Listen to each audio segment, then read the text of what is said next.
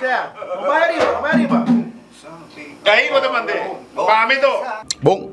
vou vir presenciar de nosso primeiro training. Está bem indo bom, preparando para já saber minha babisa, entusiasmar, mas claro para aportar no festival aqui. Nós estamos 4 cantantes, título não me quero dizer, me sei de me seguro, me pelo vídeo, a mim está indo, botin Quito está indo, botin Jetsi está indo e Chandel. 4 cantantes. Dushi, pues no sei, não está dentro âmbito de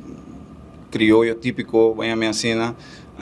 nossa máquina na Corso, nossa máquina na Bonaire Caba, então aqui por mim viajar com nossa máquina na Aruba, então nós estamos muito excited para com o pueblo do Berisibi jeito também, para sobre jeito praticamente nunca nos não toca ainda na Aruba, essa aqui depois também vir por mim viajar com Aruba também escuta jeito.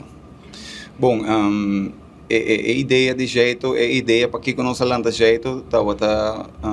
seguro para nós por lanta, música cultural, música típico na Aruba, maneira que tá,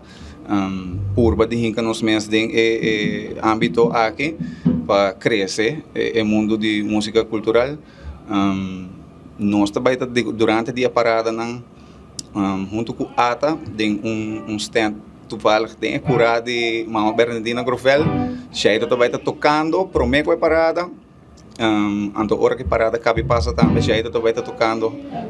ambos parada de lanterna e parada de folclore que está domingo, então esse para el luna nang venidero, esse seguro tá algo jeito está preparando pe, muito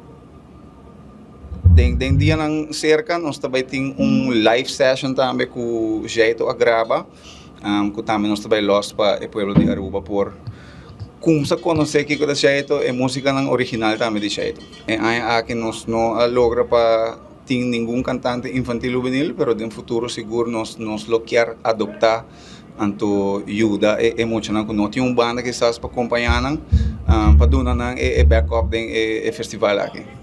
Bom, seguro, invitação para turista bem arriba, bem gosta cultura, bem gosta nossa música tradicional, folclore, também tá festa de alguma semana largo, sabe que também tem festival, também tem eleição de reina cultural também tem diferente